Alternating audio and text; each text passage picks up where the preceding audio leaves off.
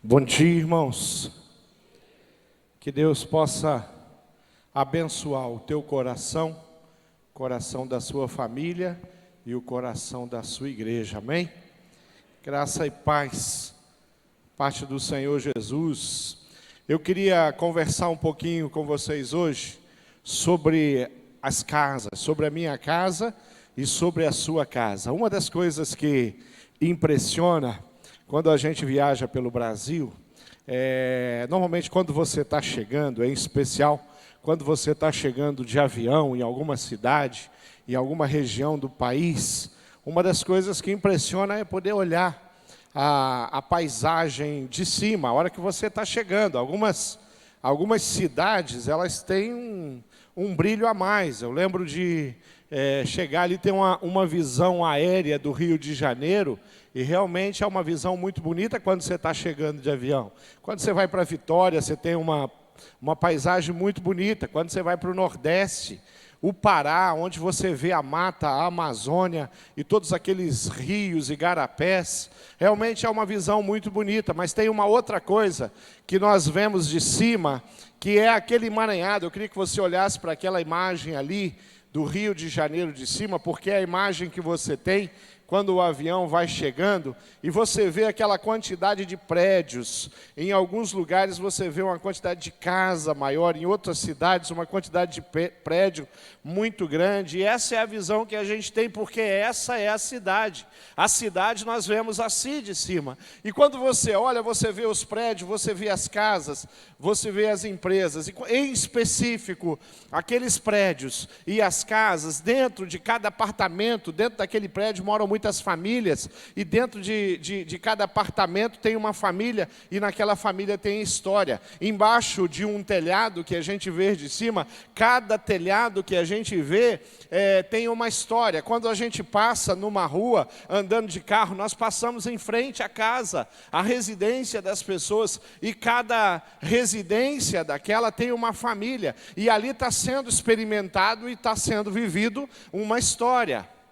Quando eu fico imaginando o que se passa dentro de uma casa, a história que está sendo vivida ali, e se você parar, e se você está envolvido com pessoas, se você faz parte da igreja que proclama o Evangelho e que prega o Evangelho, você conhece um pouco das histórias que estão sendo vividas. Se você assiste o jornal, se você lê o jornal, você fica sabendo do que está acontecendo dentro de muitas casas na cidade onde a gente vive, onde a gente mora. Queridos, eu tenho uma convicção muito clara de que o governo, o Estado do Rio de Janeiro, o governo federal, eles têm recursos e eles poderiam fazer, e fazem muitos projetos, e eu acho que não dá para competir, por exemplo, com o governo, se um projeto para abençoar vidas vai acontecer na questão financeira. Se o Estado do Rio de Janeiro fala, nós vamos construir uma casa de recuperação modelo, nós vamos construir uma casa de recuperação onde as pessoas que são destruídas pela drogadição, elas vão poder vir ser tratadas. Aí o Estado tem dinheiro, ele pode construir uma estrutura que poucas instituições poderia, com o recurso, com o interesse público, com o investimento público, o recurso que o governo tem, nenhuma instituição tem.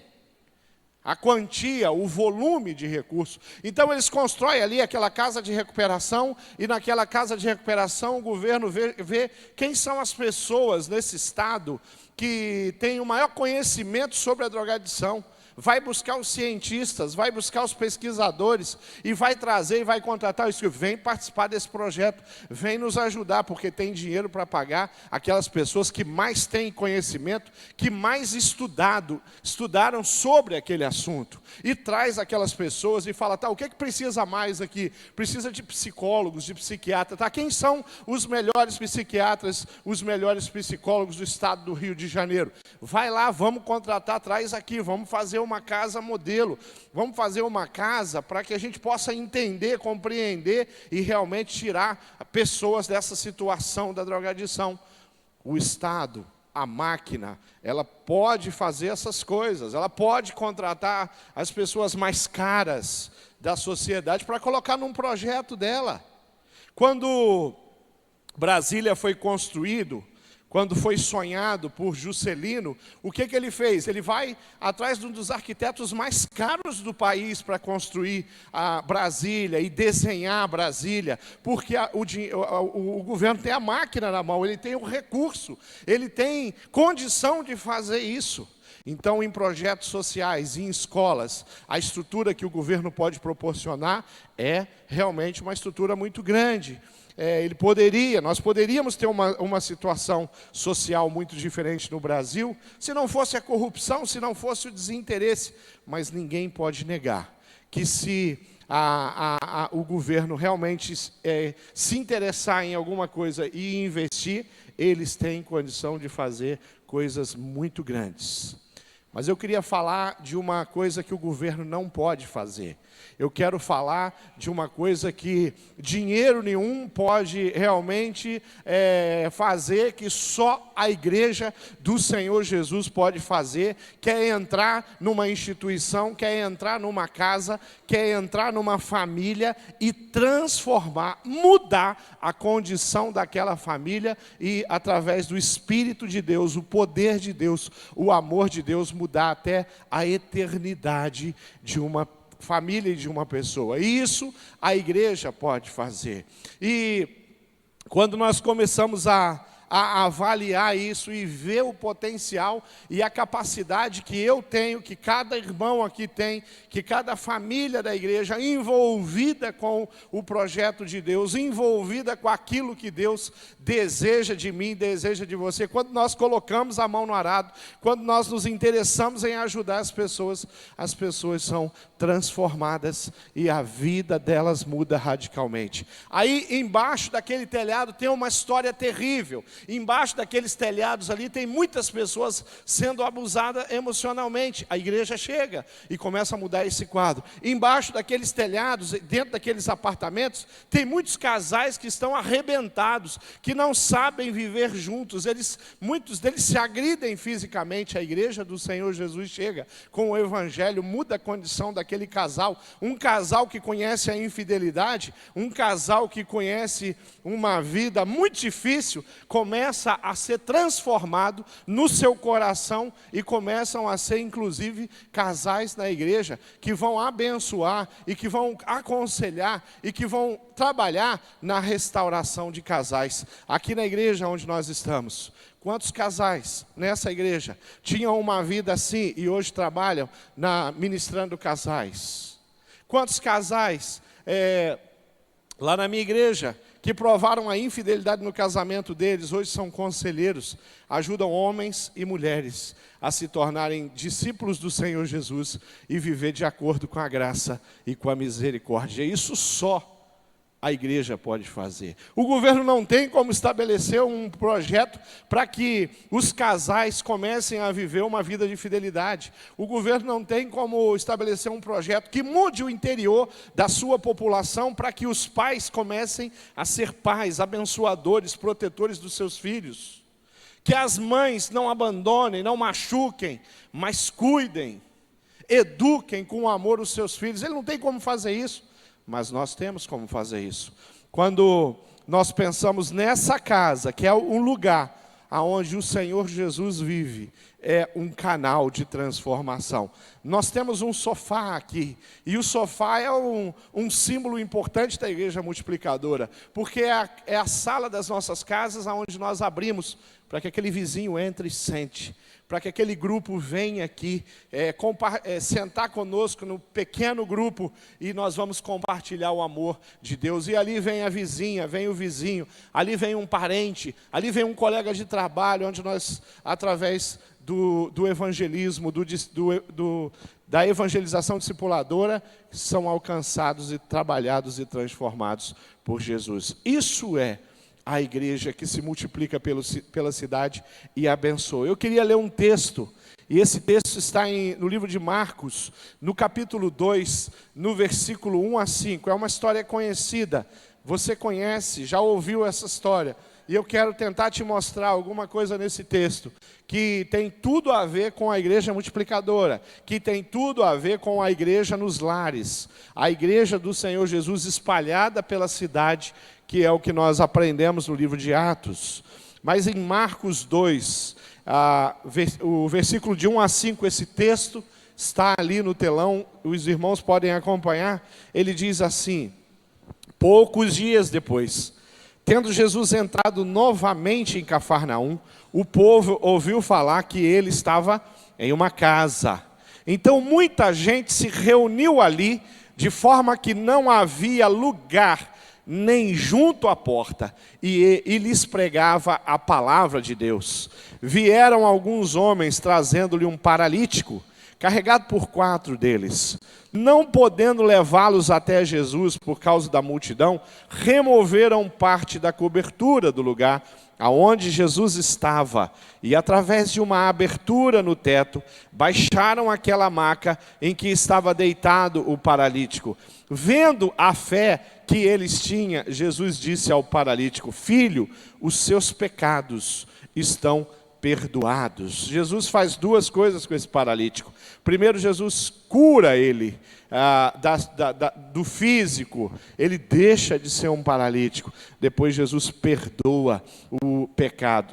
2 coisas que Jesus pode fazer, 2 coisas que só o poder de Deus pode manifestar na vida de qualquer pessoa. E qualquer ação da igreja que algum paralítico, seja fisicamente, emocionalmente, espiritualmente, qualquer pessoa paralisada pelo pecado, só o poder de Deus se manifestando para promover graça e libertação, livramento para essa pessoa. Mas nós temos uma história muito especial aqui, e esse texto nos mostra algumas coisas. Primeiro, nós sabemos que Jesus ele investiu tempo. Ontem, pastor Diogo Carvalho, falando aqui no congresso, ele falou que 80%, ele deu esse dado, 80% do tempo de Jesus ele se dedicou aos discípulos, homens que ele estava preparando para que a igreja dele fosse estabelecida e plantada. A Pedro, ele dá uma palavra e fala: Pedro, sobre ti eu edificarei a minha igreja. E essa palavra é para todos os discípulos, essa palavra é para mim, é para o pastor Marcelo, todas as pessoas que estão aqui, aonde o Senhor Jesus fala: Márcio, sobre ti eu vou edificar a minha igreja, na grande Curitiba, na cidade de Curitiba. Sobre ti eu vou edificar a minha igreja ali, no estado do Rio de Janeiro. E é assim que o Senhor Jesus nos chamou para uma obra tão excelente. Mas havia uma multidão que descobriu, aquela coisa da boca miúda, o pessoal ali em Cafarnaum, passando o WhatsApp um por outro: olha, o curandeiro, aquele que dizem que é o Filho de Deus, ele está numa casa ali, no bairro tal, na rua tal, é uma casa assim, o assado. E a multidão começou a vir de todos os lados e começou a fechar onde Jesus estava. E de repente tem alguns homens, que para mim nesse texto representa a igreja, que pegam um lençol, cada um pega numa ponta. Eu não sei se o lençol tem 4 pontas, eu não sei se tinha 4 homens carregando aquele paralítico, de repente era mais, de repente era 6, de repente era 10, não sei. Mas esses homens, eles tomam uma decisão de pegar o paralítico, colocar num lençol e levar esse homem até Jesus. E quando eles levam esse homem até Jesus, eles têm ali um problema. Tem uma dificuldade, como chegar em Jesus? Às vezes é assim que eu vejo as coisas acontecendo. A gente olha para a situação de uma pessoa, para a situação de uma família, para o histórico de um marido, para o quanto aquela pessoa foi abusada, às vezes até fisicamente, e a gente fala: será que tem condição de restaurar a vida de uma pessoa assim? Quando a gente entra num presídio e começa a ouvir a história daqueles homens, o que eles já fizeram, a quantidade de pessoas que eles mataram, a gente dá um passo para trás e fala: será que vale a pena colocar esse cara no meu lençol? Será que vale a pena a igreja investir nessa pessoa que fez tanta perversidade, e nós começamos a não acreditar, ou começamos a não agir como aqueles que são sim portadores de uma fé genuína, de uma fé transformadora, e levar essas pessoas até Jesus. Ali, nós vemos uma fé genuína. E a fé genuína, ela atrai as pessoas. Uma fé prática, ela atrai as pessoas. Sabe por que Jesus atraía tanta gente? Porque aonde Jesus estava, aconteciam milagres, aconteciam fatos que aqueles homens nunca tinham vislumbrado, nunca tinham testemunhado antes. Então a fé que aqueles homens apresentam é uma fé genuína, e essa fé genuína atrai pessoas. Essa fé genuína, a fé em Jesus, move as pessoas. Carregar um paralítico é uma tarefa difícil, mas o coração daqueles homens estava movido do interesse de ver alguma coisa acontecendo na vida daquele paralítico, e isso vai sim fazer toda a diferença. A fé genuína no Senhor Jesus promove esperança. E essa é a fé que nós temos que espalhar pela cidade. É essa fé que eu levo para minha casa. É essa fé que eu vou entrando nos endereços que tem, que nos é possibilitado entrar, e ali nós vamos levar o amor de Deus, a palavra de Deus e o coração de Deus, para aquelas pessoas poderem conhecer o interesse de Deus, para que aquelas pessoas possam entender que a vida delas pode mudar. Então, na cidade, qualquer telhado, pode ser, aquela família que está embaixo desse telhado, pode ser transformada pelo poder de Deus, e quem tem exercido, e a quem o Senhor Jesus incumbiu de fazer essa diferença, é a igreja do Senhor Jesus. Querido, nós temos uma congregação da nossa igreja, num dos bairros mais perigosos, na cidade de Colombo, que é uma cidade que fica ao lado de Curitiba. Faz parte da grande Curitiba. Ali na cidade de Colombo nós temos uma congregação, e muitas vezes houve toque de recolher e várias situações. Já tivemos história ali até do culto de domingo à noite não acontecer porque você não tinha acesso. E essas coisas foram mudando. E eu atribuo aquilo às orações, eu atribuo as mudanças que aconteceram naquele bairro, a igreja, a presença da igreja do Senhor Jesus naquele lugar, um lugar de marginais, um lugar onde homens se posicionam como donos e mandam e criam as regras daquele lugar, e ali a igreja do Senhor Jesus foi estabelecida. Mas essas coisas foram mudando e foram passando, e hoje ainda é um bairro perigoso, mas nem perto daquilo que já foi. Mas lá naquele bairro perigoso nós temos 17 pequenos grupos que fazem parte da nossa congregação. Nós temos líderes que estão entrando naquelas casas, em algumas muito simples, muito pequenas, pequenos grupos que acontecem, às vezes a metade está dentro da casa, a metade está meio fora, porque a casa é muito pequena, mas ali a manifestação de graça, ali a manifestação de salvação, ali o poder de Deus tem mudado história. Uma das coisas que os pastores que estiveram ali mais fizeram foram consolar famílias, mães, pela perda dos jovens assassinados. Há tempo que, às vezes, os pastores que eram enviados para lá falavam assim: esse mês eu fiz 7 funerais. E desses 7 funerais, às vezes 6 eram jovens. A gente conviveu com isso ali naquela comunidade. Mas uma coisa você vai perceber quando você chegar ali naquela igreja e conhecer as famílias. Cada uma delas tem uma história muito triste. Cada uma delas tem uma história muito difícil, mas elas foram alcançadas pela graça de Deus. Estão sendo transformados em líderes de pequenos grupos e estão trabalhando para a edificação. Essa comunidade tem 42 ruas. São 42 ruas que tem essa comunidade. O desafio que nós levantamos ali para a nossa liderança, ali em Colombo, ali na Vila Zumbi, é que para cada rua um pequeno grupo se reunir nas noites, para que o poder, o amor de Deus possa se propagar o mais rápido possível naquela comunidade, para que a gente possa alcançar o maior número de pessoas, para que a gente possa batizar o maior número de pessoas ali. Nós não estamos olhando para o tamanho do crime organizado, nós não estamos olhando para a forma como as famílias estão machucadas, nós não estamos olhando para a quantidade de adolescente que está grávida naquela comunidade, nós estamos olhando para o que Jesus pode fazer naquela cidade, naquela comunidade, naquele bairro, porque isso é grande.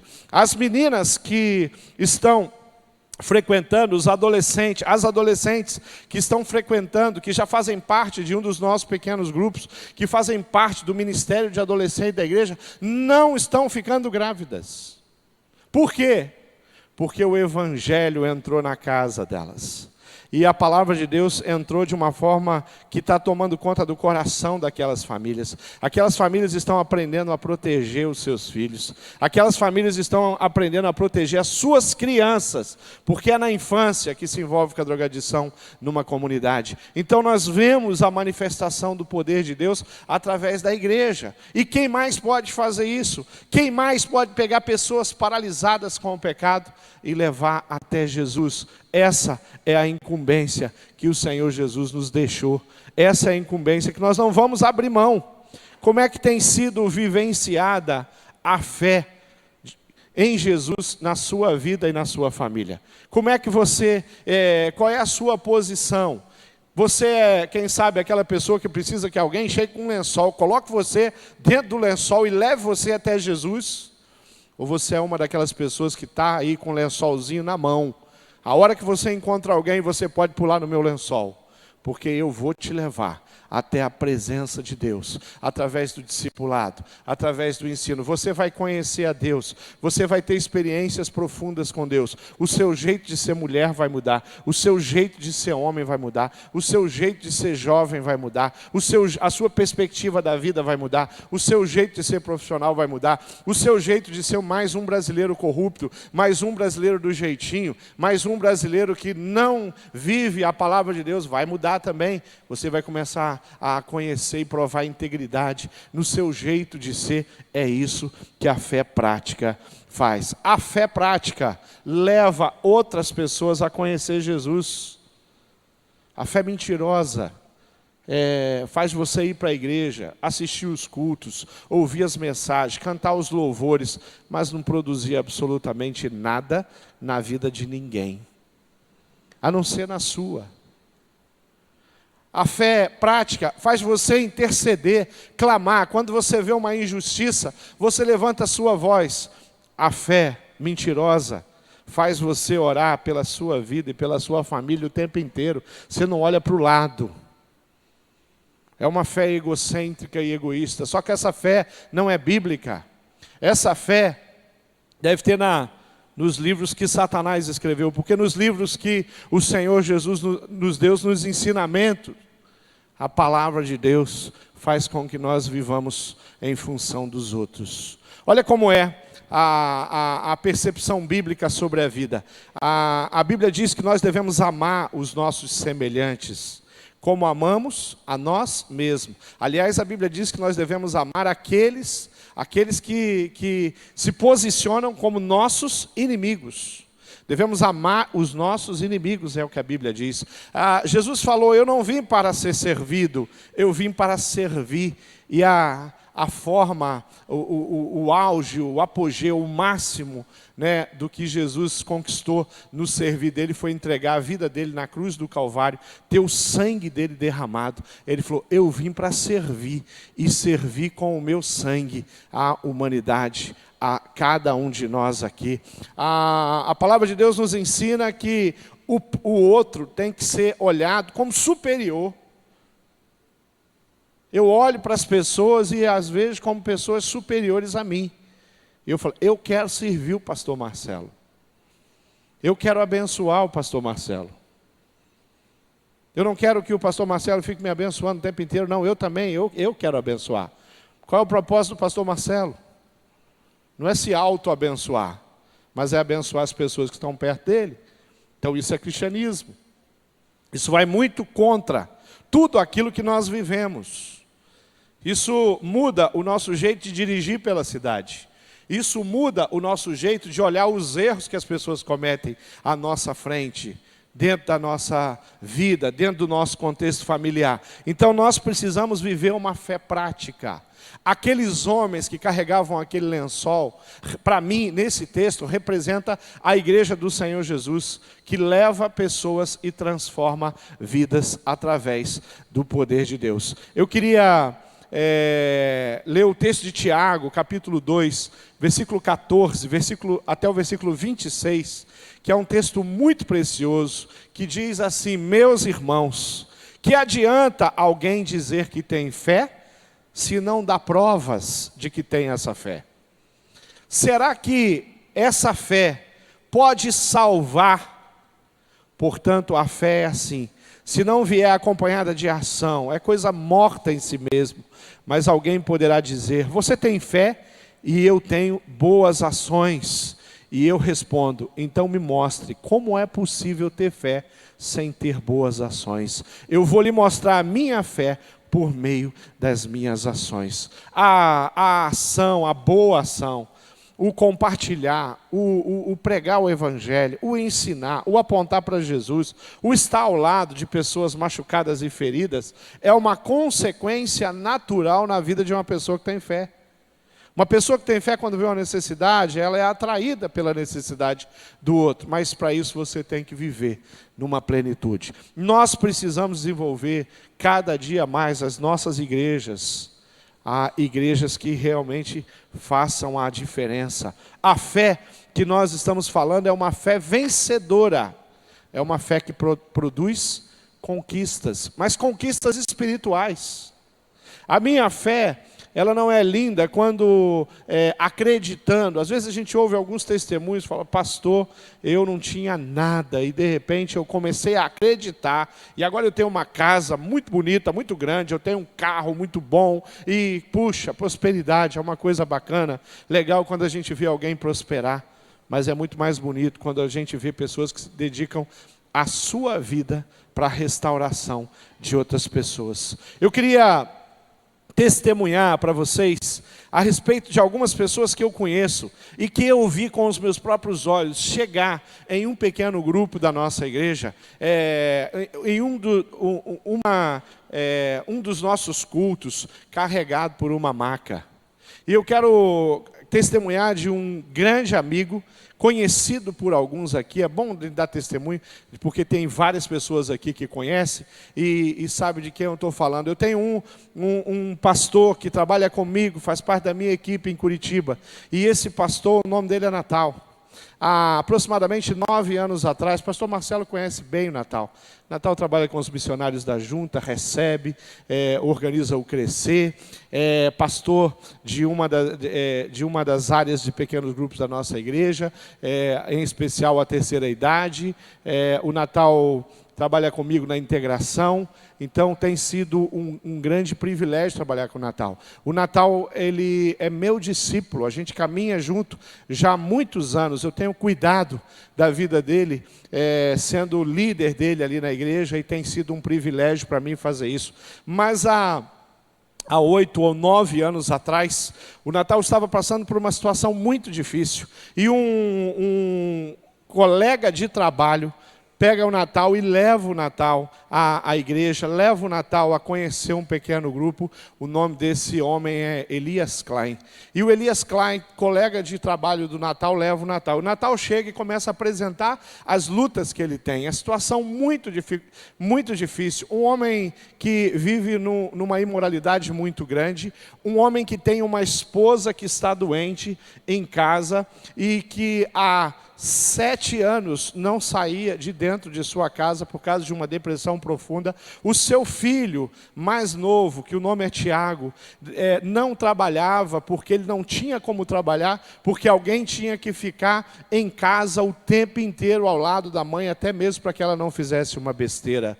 E essa era a vida de um jovenzinho de 17 ou 18 anos, com a vida ilhada, não podendo sair de casa para iniciar a sua vida profissional, num acordo familiar, ele não trabalharia, mas ele ficaria em casa cuidando da mãe, porque ela precisava de alguém 24 horas ao lado dela. E quando o Natal saía para trabalhar, a outra filha saía para trabalhar, o Tiago ficava em casa ali, cuidando da mãe. Nós fomos conhecer essa mulher. E quando nós fomos conhecer a Carmen, naquela experiência, a Carmen manifestou uma possessão muito complicada.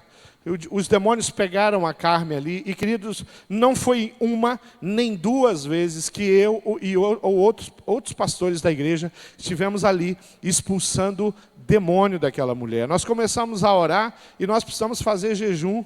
A Carmen foi colocada ao cuidado de algumas pessoas, mas a Bíblia diz que tem demônios que você bate o pé e eles vão embora.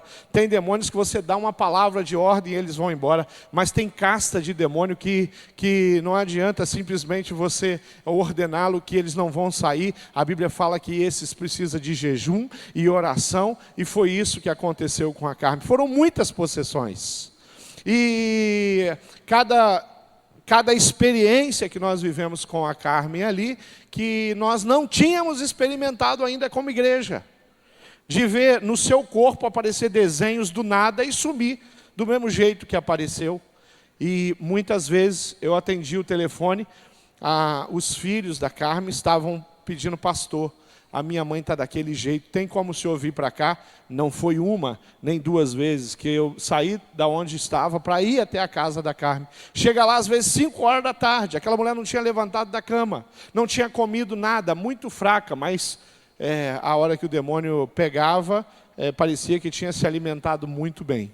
Tomado ainda uns fortificantes, né? Umas vitaminas, era um negócio. Queridos, o Senhor Jesus livrou a Carmen. E libertou a Carmen. E a Carmen foi restaurada. E depois, quando a Carmen foi restaurada, o que aconteceu foi que ela entregou a vida dela ao Senhor Jesus. Ela falou: eu creio, eu quero seguir, servir a esse Deus, esse Senhor, esse Jesus, que tem autoridade para tirar de mim coisas que têm machucado a minha vida já há muitos anos. A história da Carmen com Satanás começou aos 7 anos de idade. Nós estamos falando aqui, nesse instante, de uma mulher com bem mais de 40 anos de idade. Queridos, a Carmen entrega a vida dela ao Senhor Jesus. O Natal, que estava e tinha ido à igreja simplesmente para buscar ajuda para sua esposa, também, pela graça e a misericórdia do Senhor Jesus, é tocado, e ele também entrega a vida dele ao Senhor Jesus. O Tiago, filho, entrega a vida ao Senhor Jesus. A namorada do Tiago, a Ariane, entrega a vida ao Senhor Jesus. A Janaína entrega a vida ao Senhor Jesus, a filha do Natal. E aquela família toda, obrigado, servo bom. Aquela família toda é restaurada pelo Senhor Jesus. Eu afirmei que alguém que chegou sim na nossa igreja, carregada por maca. As primeiras vezes que foi à igreja ficou possessa. Mas a Carmen se converteu. A sua família foi restaurada. O Natal, chamado por Deus, foi para a faculdade teológica. É um dos pastores da Igreja Batista do Bacaxeri hoje, pastor da terceira idade, pastor de uma área de pequenos grupos, pastor de integração. É o homem que organiza o Crescer Missionário. Todos os anos recebemos em torno de 100 missionários da igreja para uma semana de refrigério, e ele organiza esse projeto. Esse é o Natal, onde o diabo tinha escravizado ele e a família dele.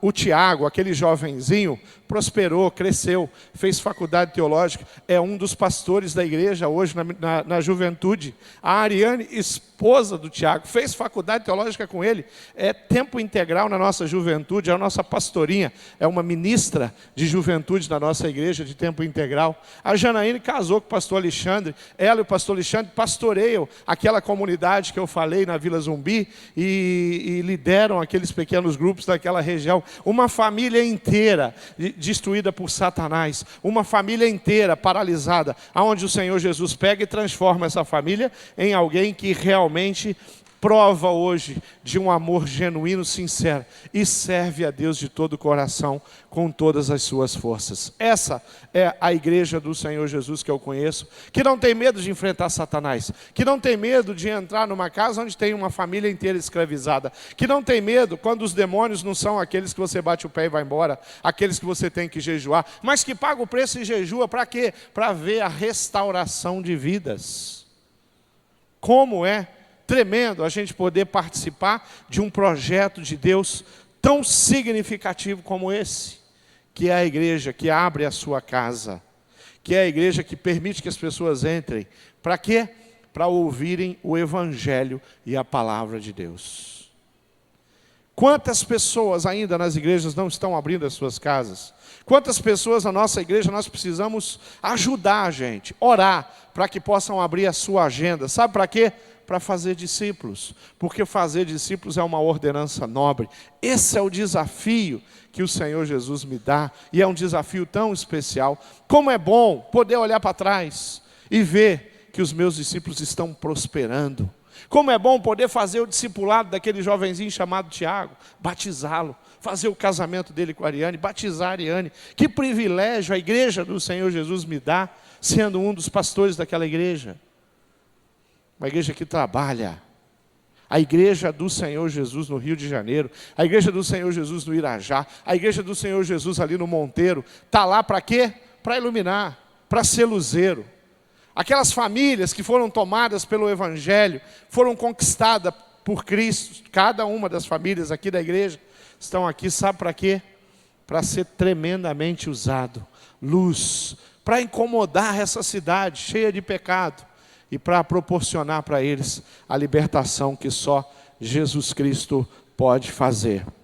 Eu tenho um discípulo muito especial, que é o Eduardo Arantes, que também chegou em Maca, também chegou em Lençóis, também chegou com muitos problemas pessoais, também chegou com crise no seu relacionamento conjugal, mas que foi restaurado e salvo, também convidado. Querido, eu marquei um almoço com o Eduardo, e ali nós conversamos, e eu convidei o Eduardo para ir na minha casa, e ele foi na minha casa, num dos pequenos grupos que acontecia na minha casa. E ali naquele pequeno grupo o Eduardo começou a caminhar. E ali em pouco tempo eu pude batizar o Eduardo, pude batizar a Patrícia. E o que aconteceu foi que depois de batizados, eles estavam no pequeno grupo, eu comecei a preparar aqueles dois, sabe para quê? Para ser líder em treinamentos, e porque eles seriam líderes de pequeno grupo. Querido, hoje tem uns 4 pequenos grupos na igreja. Eu estou falando de uma experiência de 4 anos atrás. Tem 4 pequenos grupos hoje na Igreja Batista do Bacaxeri, que é fruto do trabalho do Eduardo e da Patrícia. Eu batizei 9 pessoas nesses 4 anos, que são fruto do coração do Eduardo e da Patrícia. O que aconteceu? Deus chama o Eduardo e a Patrícia para uma obra maior. Eduardo vai para a faculdade teológica, ele é um seminarista, agora ele já está no 3º ano de faculdade teológica, e ele, agora em fevereiro, entrou para a equipe pastoral, está cuidando de uma área de pequenos grupos da nossa igreja, ainda não foi ordenado pastor por não terminar o curso, mas já tem uma função pastoral e já está cuidando em tão pouco tempo. Deus fez uma obra tão bonita, mas quando ele tinha acabado de chegar, fazendo a lição, ensinando os mandamentos de Cristo para ele, falou: Edu, o Senhor Jesus disse que você vai fazer discípulos. E ele falou assim: mas pastor, como é que é isso? Eu falei: o Senhor Jesus que disse. Então você tem que fazer, querido, porque quando o Senhor Jesus diz, a gente só faz. Quando o Senhor Jesus manda, a gente só obedece. A gente não pergunta por quê. A gente não tem uma proposta melhor, porque aquilo que o Senhor Jesus tem para a minha vida é tremendo. E o que acontece? Em uma semana ele volta, nós temos o nosso encontro para estudar a próxima lição junto ali, uma das tarefas da nossa vida discipular. O que acontece é que quando o Edu retorna, ele falou: pastor, eu já tenho um discípulo. Eu falei: como é que é isso? Ele falou assim: eu já conversei com um cara lá no meu trabalho e ele aceitou. Ele aceitou o quê? Aceitou sentar comigo uma vez por semana para a gente orar, para a gente compartilhar e para a gente estudar a palavra junto. Falei: bacana. Em pouco tempo eu estava batizando o primeiro fruto do Edu, que foi o Paulinho. Depois o Rogério Lubian e a Vanessa. Depois a Fábio. E foi assim, e um atrás do outro. Por quê? Porque ele entendeu que a vida dele precisava ser compartilhada com os outros. Essa é a igreja do Senhor Jesus. A igreja do Senhor Jesus não é aquela onde a pessoa vem, passa 30 anos sentado, ouvindo as boas mensagens que são pregadas, mas que não tem fruto. Que você pergunta: quantos filhos na fé você produziu? Paulo produziu filho na fé até quando foi preso. Estava na cadeia, ele produziu filho na fé. Jesus disse que nós viveríamos assim, que nós compartilharíamos o amor dele, a palavra dele, e que nós seríamos agentes de transformação. Isso é a igreja multiplicadora. Isso é a igreja que tem os lençóis para carregar as pessoas, as famílias inteiras. Vai ter lençol que vai ficar pesado, você vai ter que colocar a mãe, vai ter que colocar o pai, vai ter que colocar os filhos, e vai ter que ensiná-los, carregar até a presença de Deus, até os ensinamentos da palavra, e produzir liberdade no coração de cada um deles. Essa é a igreja que se multiplica. Essa é a igreja que tem a sua casa como um ambiente onde a manifestação do poder e da graça de Deus possa acontecer. Talvez muitos membros da PIB do Irajá, confundidos, e quando perguntados qual é o endereço da sua igreja, pode se confundir e dar o endereço desse patrimônio aqui. Que eu não vou arriscar falar o nome, porque o nome da rua é bem diferente. Doropasso.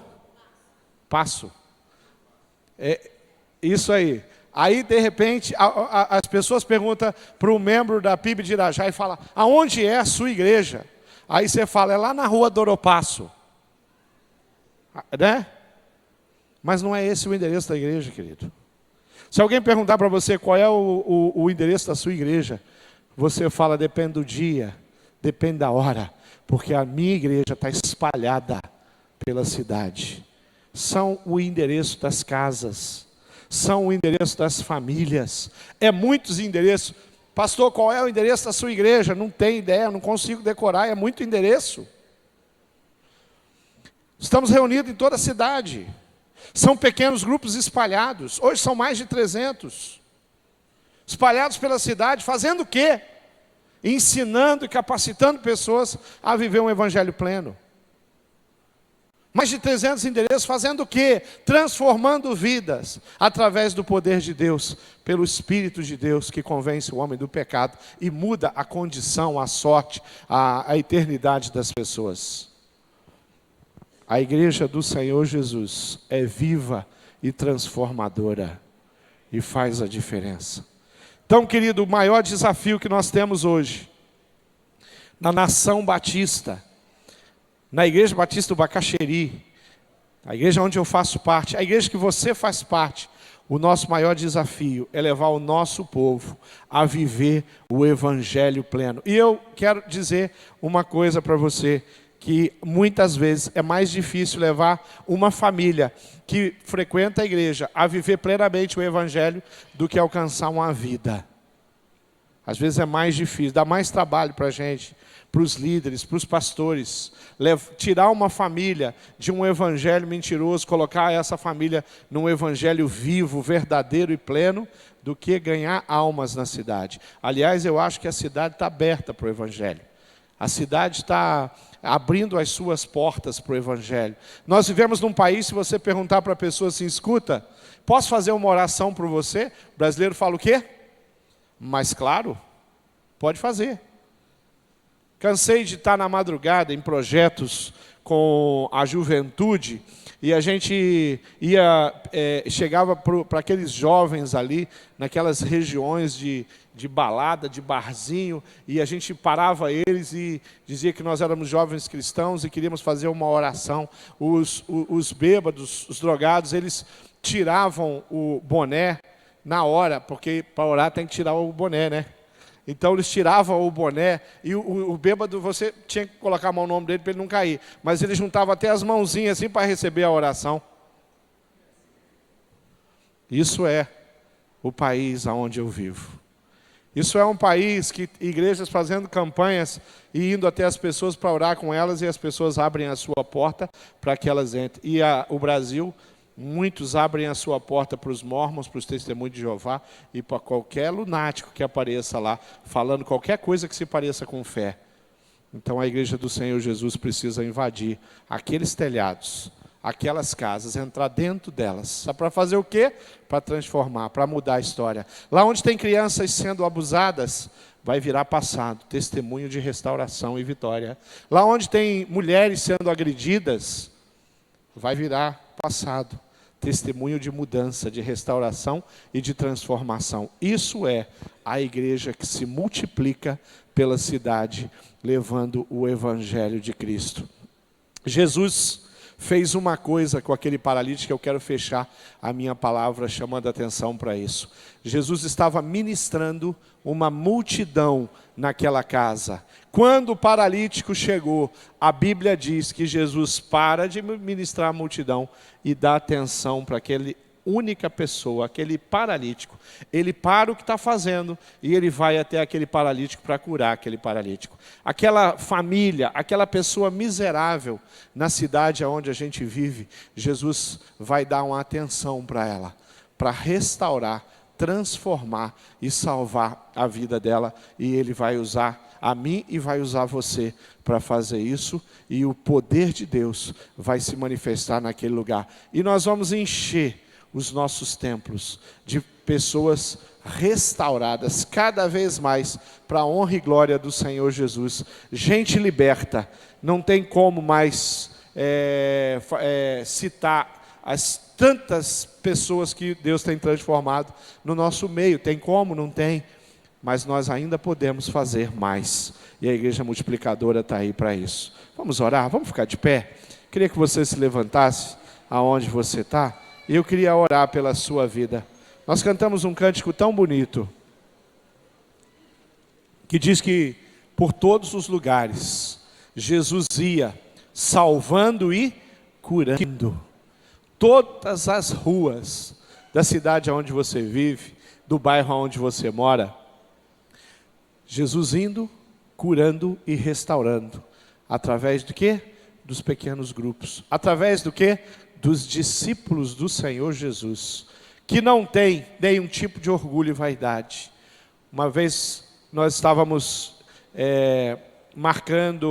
acertando as casas aonde iam acontecer os próximos pequenos grupos, e ali tinha uma pessoa que nunca abria a casa dela para que o pequeno grupo pudesse entrar, participar na casa dela. E quando eu vejo isso, eu vejo que ela tem familiares e tem colegas de trabalho que não aceitariam o convite para ir na minha casa, mas na casa dela eles aceitariam. Quando ela abrir a casa dela, quem sabe a mãe que não é crente, quem sabe o colega de trabalho, quem sabe o esposo, quem sabe alguém até que mora naquela casa vai ter acesso a esse evangelho e a esse testemunho. Queridos, e eu confrontei ela, falei, o que acontece? Nós queremos abençoar a sua casa, nós queremos ir lá, nós queremos orar pela sua família lá na sua casa, nós queremos conhecer as pessoas que você conhece. E ela falou para mim, a minha casa é muito simples. Como que o diabo é astuto, né? Ele coloca uma vaidade no coração das pessoas. É que o meu sofá está assim ou está assado. É que a minha sala é pequena. Querido, se é pequena, nós vamos sentar ali no encosto do sofá, e o outro irmão vai sentar no chão e se encostar no joelho, né? se o joelho dos irmãos vão ser o encosto do sofazinho deles ali no chão. O que importa é que todas as famílias da igreja precisam se envolver com o projeto de Deus. Abrir a sua casa para que o povo de Deus vá ali e o amor de Deus seja propagado. Nós precisamos de famílias onde todos os seus membros vão se envolver com o discipulado. Pessoas que não têm se envolvido com o discipulado, pode ter certeza, são pessoas que têm a sua cabeça espaço para se preocupar e para ter tantas coisas ruins ali, pensamentos, porque quem está ocupado, quem está na obra, quem está prosperando, quem está trabalhando, quem está edificando, não tem tempo para essas coisas não. É assim que a gente precisa ver o Evangelho. Feche os seus olhos, querido. Eu queria que você fizesse uma pergunta aí para o seu coração. Eu queria que você perguntasse o seguinte: como eu tenho me envolvido na obra de salvação? Como eu tenho compartilhado a minha história, a minha vida? O que eu tenho contado por aí a respeito das coisas que Deus tem feito através da minha vida? Como eu tenho usado o meu sofá, a minha sala, aquela varanda, aquela casa que Deus me deu? Seja ela pequena, seja ela grande, seja ela a casa mais bonita do bairro, seja ela, quem sabe, a casa mais simples do bairro. Como é que você tem usado o seu quintal, a sua varanda, né? Lá no sul a gente diria a sua churrasqueira. Como você tem usado? Eu quero dizer para você o seguinte: não vale a pena perder tempo com tantas coisas e deixar de fazer a obra do Senhor da maneira como Ele deseja. Talvez o que nós precisamos pregar nas igrejas e desafiar o nosso povo é: querido, vá se preparar para ser um líder na sua comunidade, na sua cidade, no seu bairro. Vá se preparar para liderar os seus vizinhos, querido. Para ser referência lá. Para começar a ensinar a palavra de Deus. Pastor, eu sou uma pessoa simples. Olha, os melhores líderes que tem na minha igreja são pessoas muito simples. Tem gente muito capacitada que dá um trabalho para a gente ensinar a ser líder. Porque às vezes é líder, quer ser líder como é líder numa empresa. E aqui muda tudo. Então eu queria orar pela sua vida e dizer para você o seguinte: não temos tempo a perder. Abrace o projeto que Deus tem colocado na tua igreja. Pede para que o Senhor Jesus direcione o seu coração. E clame, e ore muito, para que cada membro da sua família possa se envolver no projeto de Deus. Nós não vamos parar enquanto toda a nossa família estiver envolvida no projeto que Deus tem para nós. Vamos orar? Pai amado, eu quero orar pela cidade do Rio de Janeiro. Eu quero orar pelas tantas famílias que moram aqui. Famílias que nem dá para usar esse nome, Pai. Que é alguma coisa tão informe, tão destruída, tão arrebentada, tão cheia de marcas, de aprisionamentos. Famílias onde Satanás entrou e se fez Deus. E manda e reina soberanamente, destruindo, Deus, humilhando pessoas que são abusadas de tantas maneiras, pessoas que são cativas de tantas religiões medíocres. Eu quero orar por cada lar, por cada casa, onde nós, a tua igreja, as tuas famílias têm acesso, tem como estender a mão, tem como entrar e levar a boa, agradável e perfeita vontade do Senhor. Eu peço pelo meu povo, o povo evangélico, muitos correndo atrás de prosperidade, muitos religiosos nos cultos. Eu oro para que o Senhor entre, Jesus, nas igrejas e gere e promova um avivamento. E mude o interesse, mude a nossa agenda, Pai. Faça com que na nossa agenda as pessoas tenham valor, as pessoas tenham o interesse da minha parte, dos meus irmãos, para poderem serem discipuladas segundo a tua palavra e segundo a tua verdade. Usa as nossas crianças, Deus, para que essa cidade conheça o teu amor. Usa os nossos adolescentes alcançando adolescentes para Jesus, com todo o brilho deles, com toda a intensidade deles. Usa os nossos jovens, Deus, com um brilhantismo, a capacidade deles, os conhecimentos que eles estão recebendo, os sonhos. Levanta uma geração de líderes entre a nossa juventude. Use os casais, Pai, para funcionar como luzeiros, para que a cidade veja que debaixo de um teto, um casal vive com respeito, um pelo outro. Mostra a maneira como só o Senhor pode. Derrama graça sobre os nossos idosos, Deus. Pai, eu sei que essa faixa etária é a faixa etária mais difícil de penetrar no coração, porque são anos de engano. Mas a tua igreja, em especial os idosos da nossa igreja, vão invadir a cidade e vão levantar idosos, gente madura, gente experimentada, gente que já viu muita coisa, mas que vai rejeitar tudo que viu e se dobrar à tua soberania. E a salvação vai acontecer em todas as gerações.